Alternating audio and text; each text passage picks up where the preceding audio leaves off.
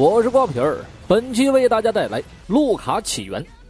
1年前的夜晚，志武从昏迷中醒来，看到周围的一切后，他满脸都是问号。燃烧着大火的残垣断壁下躺着很多尸体，其中一名重伤的黑衣男却还试图袭击他。我是谁？是人还是怪物？这个问题困扰了他很多年。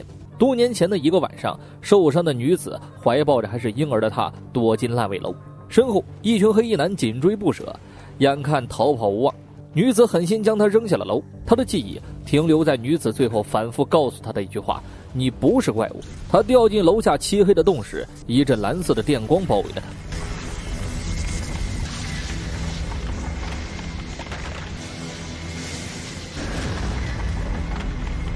长大成人后，每次醒来，他都发现自己身处陌生环境。他不知道自己到底是追击者还是逃亡者。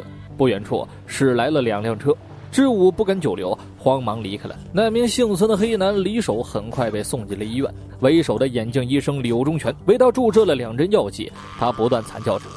志武洗手时，脑海里不断闪回着一些片段：医院里的惨叫，自己放电攻击他人。他看着手里烧焦的身份证，打定主意出了门。时间来到1年后，某个施工现场发现了一具白骨化的尸体。警方赶到现场时，周围不光都是吃瓜群众，还有照常开工的施工队。根据白骨的特征，女警之云分析死者生前曾做过牙齿手术，同时还对警方保护现场的疏忽表达了不满。带队的专案组组长崔振焕对他没什么好脸色，两人闹得有些不愉快。随后他来到国立科学搜查研究所，希望作为法医学专家的所长吴仲焕能查清男尸的更多信息。他怀疑那具尸体是一名叫做江永秀的男人。吴仲焕说，虽然白果跟江永秀有很多相同的地方，但需要时间证明。等电梯时，他再次和崔振焕与他的下属金有哲相遇，凭借着伶牙俐齿，他成功让崔振焕咬牙切齿，却又无可奈何。无奈躺枪的金有哲成了出气筒了。回到家，他看着墙壁上的案件资料发起了愁。这是一起查了很久的悬案，当年他的父母就是其中的牺牲者，可包括江永秀在内，目前涉及的人不是失踪就是死亡。第2天上班时，志云被科长调到了崔振焕所在的重案组，崔振焕因此顺理成章地成了他的上司。聚餐时，他好好弥补了昨天的不爽，让志云被忽悠着连喝2杯酒。男尸的事情很快传到了幕后黑手那里，国情院的金市长去见了幕后领导人黄静雅说明情况。黄静雅不慌不忙地告诉他，这些事情不足以让警方怀疑他们，眼下最重要的还是下一次的临时实验。如果还是没有结果，他的研究所就得关门，里面的员工也必须全部灭口。吃完饭，志云顺着查到的线索来到了安庆资源的人类科学研究所部门。下车时，他的目光与不远处的志武对视了一下，志武似乎与他认识，慌忙躲进了车驾驶座上。这1年来，他用着假名在这里找了个司机的工作，负责定时将研究所的废弃物带到焚烧厂烧毁。志云开门见山地问，这里有没有一个叫做金志秀的员工？他查到金志秀给江永秀的那笔钱就是从这家研究所入账。接待他的员工谎称对这2个名字没有任何印象，提供不了线索。这里破产后，他们现在也随时面临失业的风险，员工的相关资料也没有保留。眼看着这里查不出什么线索，志云只能无功而返。他前脚刚走，那名员工后脚就来到了位于地下的研究所，这里正用各种动物做着实验。柳仲全就是这里的所长。眼下实验并不顺利，细胞分化这块怎么也没有进展。金市长告诉他，现在瑞典那边有人在做相同的研究，投资方现在耐心快用完了，留给他们的时间所剩无几。这让柳仲全非常恼火，这项伟大的研究项目只能由自己完成。金市长提醒他，如果有必要，可以像当年那样再复制生成一个 ZO。 看着私下的 ZO 号标签，柳仲全陷入了沉思。天亮后，崔振焕带队查抄了一家虚拟高尔夫球馆。志云在追捕漏网之鱼时被疾驰而来的车撞飞，正好被路过的志武遇到，他连忙下车做起了心肺复苏。眼看情况没有好转，他只能动用起放电的超能力，连续几下心脏电击后，志云苏醒了过来。志武趁着他意识还没有清醒时默默离开了。晚上，志云对救了自己一命的人很好奇，崔振焕将事发时的录像交给他说，对方开着安庆资源的车。他掏出一沓钞票，既然要去见面，那就得买点礼物过去。与此同时，志武救人的录像被金市长和柳仲全看到，柳仲全非常确定这个人就是当年逃走的样品 ZO。接下来要做的就是把人带回来继续研究了。金市长立刻联络手下的特殊组，让他们前去将人带回来。特殊组的组长正是当年被治武废了右臂的李守，虽然如今已经通过药物治疗康复，但一想到当年的事情，他还是心有余悸。治武当时全身通电，放电过程中那个眼神杀已经不是人类，而是怪物了。特殊组3人很快就来到了治武工作的焚烧厂，治武和一起值班的金主任还浑然不觉即将到来的危险。他们悠闲地喝着酒，畅谈着人生。听到脚步声，金主任还以为是领导来视察工作，手忙脚乱地将酒收起来。治武浑身竖起的汗毛提醒他来者不善，可惜晚了一步，金主任被特殊组组员黄直打昏在地。治武由于记忆没有完全恢复，被3人组暴打。黄直将金主任拖出去，准备活活烧死。就在金主任被推进焚化炉的同时，治武也终于爆发了，放电将他们打倒后，逃进了一片小树林。李守3人在身后穷追不舍。这时支云拎着酒水也赶到了焚烧厂，他想跟治武当面道谢。看到焚化炉里被烧得面目全非的尸体后，意识到情况不对的他呼叫了增援。眼见值班的员工提供不了任何线索，崔振焕决定兵分2路，分别去金主任和治武的家蹲守。匆忙回到家后，治武收拾了东西准备离开，但被李守3人堵了个正着，他只能将跑酷和闪避技能点满，再次来了一场追逐战。路上他将太任打倒，还刺伤了黄直。他逃跑的一幕被支云撞见，他也跟着追了上去，但他很快就跟丢了，只能凭借刑警直觉继续跟上去。很快治武便跑到了一栋楼的楼顶上，他已经无路可退了，而紧随而至的李守将他一顿毒打，并用刀重创了他的腿。正当他要给治武致命一击时，治武零散的记忆再次涌现出来，他以同样的姿势和眼神挡下了李守袭来的右臂。当年他也是在这一时刻利用电流废了对方右臂。李守明显吸取了教训，他毫不犹豫地将治武一脚踹下楼。就在治武惨叫着摔下楼的同时，他的超能力再次发动，伴随这阵火花带闪电的电流和爆炸声，周围的事物都受到了毁灭性的打击。支云也被强大的冲击波掀翻在地，和治武一起陷入了昏迷。眼看着治武陷入了昏迷，李守下了楼。正当他要将治武一刀带走时，赶来的黄直和太任制止了他。刚刚的这场爆炸已经引来了太多围观群众，李守也不想节外生枝，他让2人留下待命，自己先回研究所。回到研究所后，李守向金市长说明了情况。金市长大为不满，他斥责李守办事不力。柳仲全在听说了情况后也大发雷霆，现在事情变成这样，只能想办法从医院里将治武收回了。地球上没有适合给治武这类人输血的血型，即使他的身体技能强于人类，但遇到危机时也会面临死亡。可只要他的细胞还没有完全死透，就还有救活的可能。金市长立刻命令李守，无论如何要将治武带回来，哪怕是尸体也要新鲜的。保险起见，他派出佑娜协助。李守见到佑娜时，他刚一口气跑完12公里，且面不改色。当初他还是个缺失右小腿的残疾人，如今接受了柳仲全的改良后，拥有了健全的双腿和火红的头发。李守没有跟他废话，直接命令他开始行动。医院里，昏迷中的支云回想起了当年案发那晚的情形。那天晚上，还是小女孩的她听到了父亲从外面带了个男孩回家。她走到客厅里，看到那个男孩，天真的问自己是不是有弟弟了。母亲显然不想提这个，她打发女儿去睡觉。半夜，支云被门外的动静惊醒，他走出去，看到了蹲在冰箱前狼吞虎咽的男孩。他好奇地问男孩是谁，可对方却用通电的双眼看着他。顿时家里的电器都蹦出了火花，他害怕地喊起了父亲，却被强大的冲击波震飞出去。崔振焕接到消息，火急火燎赶来了医院。在确认支云没事后，他和金有哲赶到了 ICU。支武正躺在里面，他全身的器官都损伤严重，估计今晚就得杀青了。金有哲说明了当时现场的情况，奇怪的地方不少，周围的监控、行车记录仪什么都没有拍到，里面的硬盘也全部损坏。最奇怪的是，数据库里面没有支武的血型记录。目前他已经把血样本送去国立科学搜查研究所了。崔振焕不耐烦地说，既然有奇怪的地方，那就赶紧去查。说到这里，关心情况的支云赶了过来，他想要知道支武的情况。隔着厚重的玻璃门看了眼后，支云也说了自己当时赶到现场后看到的一些情况。他犹豫了一会儿，隐瞒了支武在坠楼时同时释放强电流的事，谎称支武是坠楼后才发生的爆炸。他还记得当时有一个男人在楼顶上。结合目前的线索，崔振焕决定多管齐下。他觉得是凶手和金主任有仇，在上门行凶时被支武发现，他命令下属兵分2路，分别把守医院和调查金主任的社会关系。至于支云，回家歇着吧，女孩子老是做这么危险的外勤，将来会变得和自己一样。志云认真地看了看组长的脸和发型，觉得很有道理，于是乖乖上了车。晚上，他来到警局查询志武的信息，发现他曾经有妨碍公务执行、携带凶器乘坐公交车等不良记录，看着就像个混社会的不良青年。他的家庭关系登记簿没有登记，意味着他是个孤儿。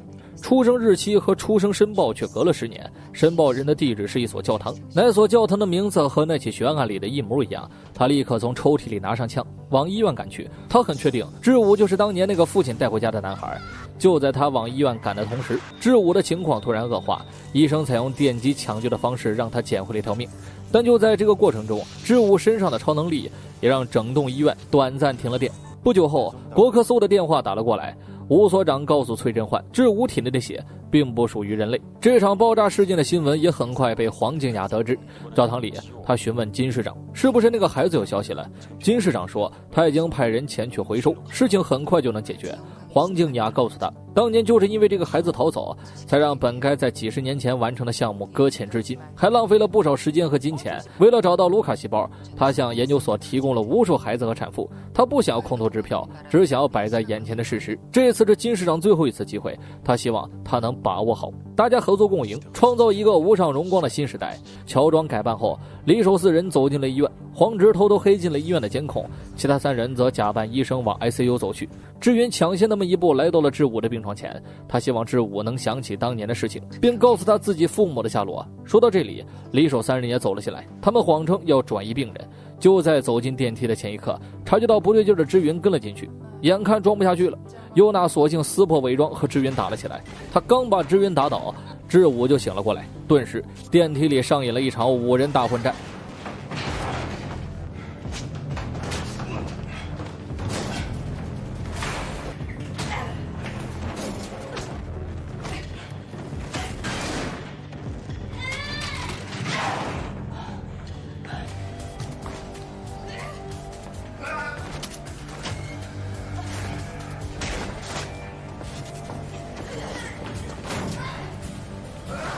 电梯运行到2楼时，志武连滚带爬地冲了出去，李守3人在后面紧追不舍。慌不择路的志武躲进了换衣间，暂时逃过了李守3人的追杀。李守冲出医院环视了一圈，没有看到志武的身影。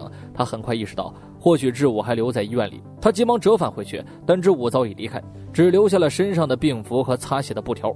国立科学搜查研究所里，崔振焕和吴仲焕在为志武血型的事争论。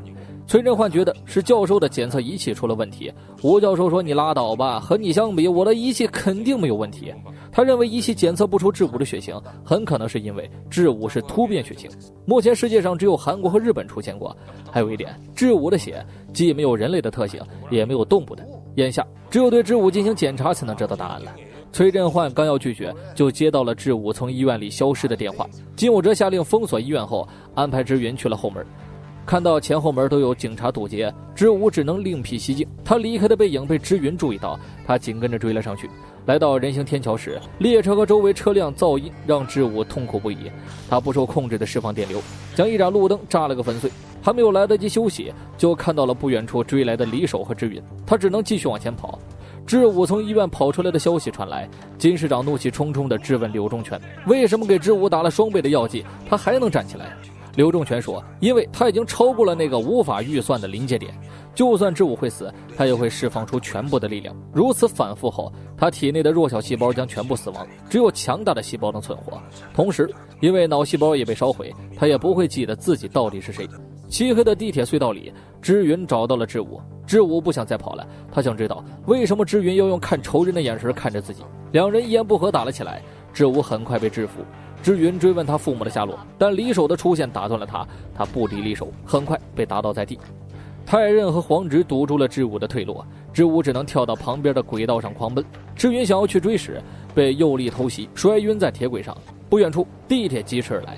志武看着远处昏迷的支云，他将双手各自放到了两边的铁轨上，一股强大的电流掠过。太任被电伤，黄直来不及躲闪，被地铁碾死。崔振焕带队赶到时，双方都已经各自离开。地铁司机被刚刚的事吓得不轻，提供不了任何信息。崔振焕只能下令封锁地铁站，对来往的人进行严格的盘查。支武赶在地铁驶来前救下了支云，他将支云抱在怀里，往隧道深处走去。隧道里，崔振焕举着手电筒照了照，发现了支云的电击枪。他意识到他出事了，于是下令将搜查方向变更为绑架失踪。地铁站里，巡警拿着志武的照片，严格比对着每一个过往的行人。眼看他们离自己越来越近，志武急中生智，他拿过志云的手机，偷偷往里面释放电流之后扔进了垃圾桶。手机爆炸产生的烟雾成功制造了混乱，人群乱成一团。他趁机抢下2套防毒面具，背起志云离开。国科搜里，吴仲焕和助理还在分析着志武的血液样本，眼前的数据让他们觉得不可思议。志武的 DNA 里除了人类，还混杂着水母、电鳗和苍蝇的 DNA， 唯一的解释就是他还是从受精卵的时候就已经被编辑基因了，但这是法律明令禁止的。吴仲焕很快就想到了柳仲全，除了他，没有人会做这种事儿。当年他因为做改造实验被学校开除，还被警方拘留过。曾经吴仲焕和他是大学同学，也是最好的朋友，当年也是自己向学校和警方举报的他。得知情况的金市长赶来见了李守，虽然对他行动失败有些不满，但听说他可以根据警方的动向来找到志武的下落，于是缓和了语气，只要李守把这件事情办好，就能享受安逸的退休生活，到时候他就可以把志武的右手砍下来送给他，但如果他反复失败，那就是能力问题了。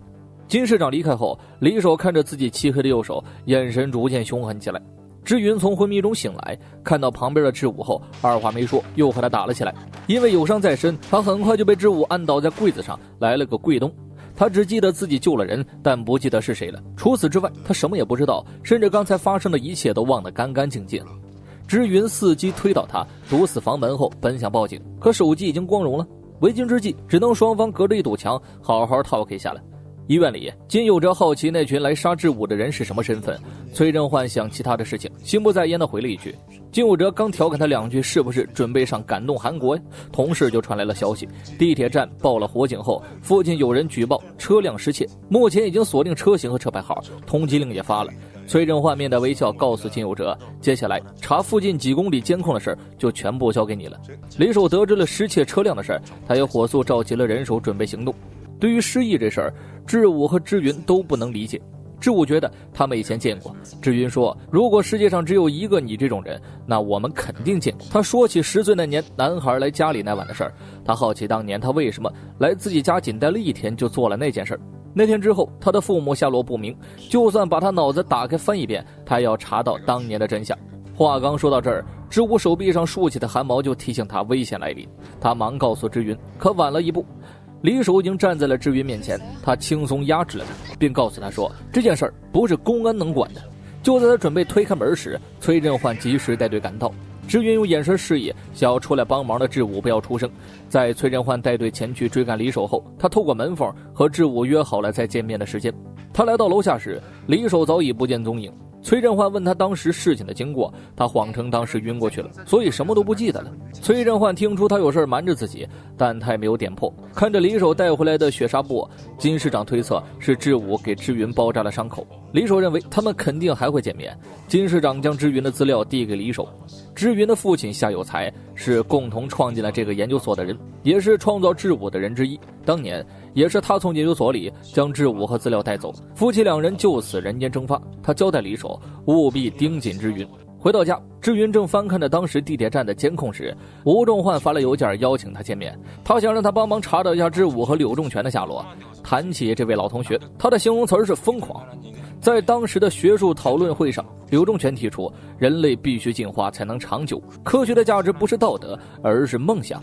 由于观点过于激进，学会很快将柳仲全开除，加上贪污研究费、非法卵子交易和买卖保护动物，他被公安拘留了几个月。那时现场发现了不少他用人类和动物 DNA 制造出来的新物种，志云推测志武或许就是柳仲全制造出来的人类。吴仲焕并没有把握，但不久前中美2国利用基因编辑技术制造了不会得艾滋的孩子。他觉得只要有决心，什么种类的人都能制造出来，甚至在猪身上制造人体器官都可以。志云听得一阵反胃呢。吴仲焕说，任何科学实验都不能打破伦理的界限，那样制造出来的人类终归不是真人。如果这种合成人增加，那普通人类都将被支配。当务之急是尽快找到柳仲全。当晚志武前去赴约的同时，警方也从新闻里了解到了黄直的信息。因为金市长的运作，媒体做出了自杀的结论。科长也命令崔振焕将案件资料全部移交出去。志云开车赶到了地方，和志武一起简单饱餐一顿后，他问起志武脑海里残留的记忆。知武记得太过零散，却对过去杀人的记忆并不清楚。知云命令他必须努力想起来，不能一问三不知。他说自己每次失去意识后醒来，面对的总是全新的世界，这种感觉让他就像是一具没有灵魂的行尸走肉。知云告诉他，自己这个拥有灵魂的人却被父母下落不明的梦魇折磨了多年，但明天只要去一趟他当年待的孤儿院，说不定就真相大白了。餐厅里，尤娜对皇侄的死感到不值，他冷嘲热讽地说，他们为国家做事，可死了却连名誉都没有，可又不能撂挑子不干，如果不定时注射针剂，他的腿和李手的右臂都会瞬间腐烂。李手听得心烦，他让他做好分内的事，明天盯紧知云就好。天亮后，知云申请提前下班休息，说着还展示了他被缝了15针的后脑勺。崔振焕拗不过他，便把昨夜皇侄自杀案件被移交的消息说了出来。他语重心长地说，现在他就该好好休息，在重案组如果不服从命令，直接就是被开除，没商量。他把新手机给了他，嘱咐他小心行事。按照计划，知云载着智武来到了一天教堂，教堂跟那家孤儿院的关系匪浅，他想知道20多年前在孤儿院的智武和修女恩晶的下落。当时他们都是去做弥撒后就失踪了，为首的老修女不记得自己有过这2个信徒，不过警方当时倒是因为教堂失火的事来过一次。说到这里，他突然记起了智武的名字，当年他就是自己来的这里，虽然有几个领养过他的人，但这当中并没有叫夏有才的，那些人里没有一个能领养他超过1天的，并且每个人最后将他送回来的时候都是落荒而逃。当年让教堂失火的人也是他，自己的双眼就是那个时候失明的。对于智武的记忆，他的理解是那个孩子就是恶魔下凡。智武有些听不下去，他出声反驳。认出智武的声音后，老修女变得情绪激动，她失态地冲出祷告室，祈求大天使将智武这样的恶魔送进地狱。智武感到迷茫，难道自己真的那么不堪吗？老修女斥责他就是恶魔，那场火烧死了很多无辜的生命。知云赶来，拉着他就要离开。知武看着旁边的窗户，当年的记忆浮现出来。纵火后的他忘记了当时的场景，他哭喊着这一切跟自己无关，但没有人相信。最终他忍无可忍，放出了强大的电流。想到这里，他恼怒地让老修女停下祷告，就是因为他的无知，才让是人类的他变成了怪物。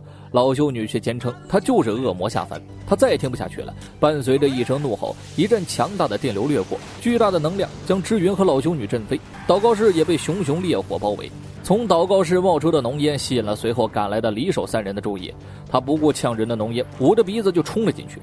与此同时，知云从昏迷中醒来，看着眼前的一切，他知道留在这里已经没有必要了。他拉上知武就走。走廊里，知武看着身后的神像，仿佛看到了小时候的自己。他想起了自己小时候在这里待过，那把火也是自己放的。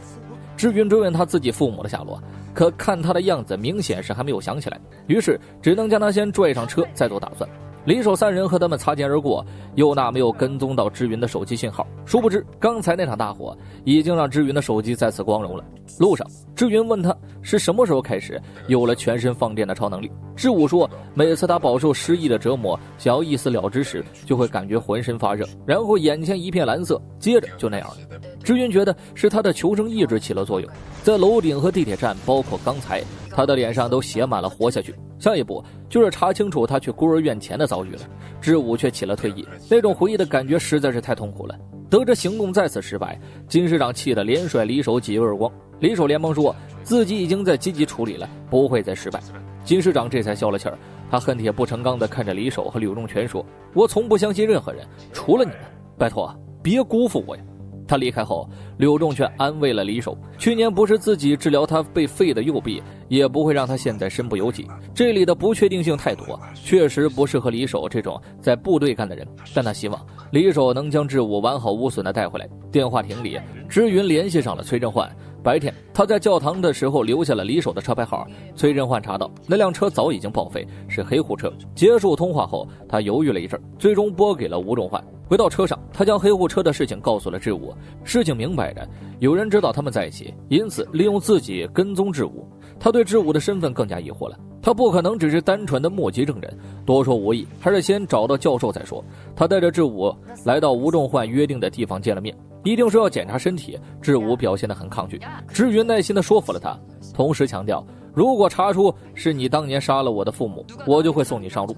吴仲焕先告诉他要做血液和组织检查，随后掏出柳仲全的照片，可知武实在是不记得有没有见过他。吴仲焕只能先做了检查再说。在提取上皮组织和抽取脊髓液的过程中，知武隐约想起了小时候遭受的非人折磨，他再也忍受不了那种剧痛，一把推倒吴仲焕和志云跑了出去，没跑几步就因为体力不支跪倒在地。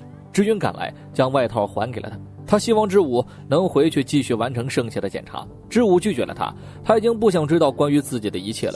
多年来，每当有人靠近自己，他都会害怕的浑身发抖。志云是第一个让他有安全感的人，因此他能肯定不是自己杀了他父母。狠心将旁边的公交站牌玻璃震碎后，他就离开了。志云只能先回去处理伤口。吴仲焕调侃他说，借机整容也是极好的。玩笑过后，他说起小时候志武来过自己家的事情。吴仲焕推测他的父母可能从事生命工程方面的职业，但这也解释不了志武当年去志云家的原因呢，更解释不了那晚过后他的父母就和他一起下落不明的原因。多年过去，他也不敢肯定父母是否还活着，可他还想再见父母一面，哪怕就一次。他越说越伤心，吴仲焕温和地安慰着他，他希望他能活出自己的人生，而不是一辈子背负着某人女儿的负担。毁了自己人生的最后一根稻草，通常都是自己。一碗心灵鸡汤下去，志云打起了精神。结果出来后，他希望教授能及时通知自己，到时候也能知道这件事情是否跟柳仲全有关。在等志武出现时，佑娜和李守聊起了以前在军队的往事。他没有分清楚手榴弹和闪光弹害死了9个队友，自己是在演练中将实弹当成了空包弹，误杀了5个战友，同时枪支走火，导致右小腿被截肢。结果他被判了无期徒刑，曾经2次试图自杀。他一直很奇怪呀，部队训练的时候根本不会给实弹。后来有人找到他，只要他乖乖合作，就会有新的工作和新的腿。李守听得心惊肉跳，他的遭遇和佑娜何其相似。当初是金师长招募了他，让他有了现在的一切。现在回想起来，这一切真的很像是阴谋啊！他不敢多想，连忙下了车。佑娜也下车问他要不要一起逃跑。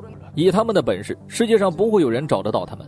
李守无意听下去，警告他说这番话他当没听见，但下不为例。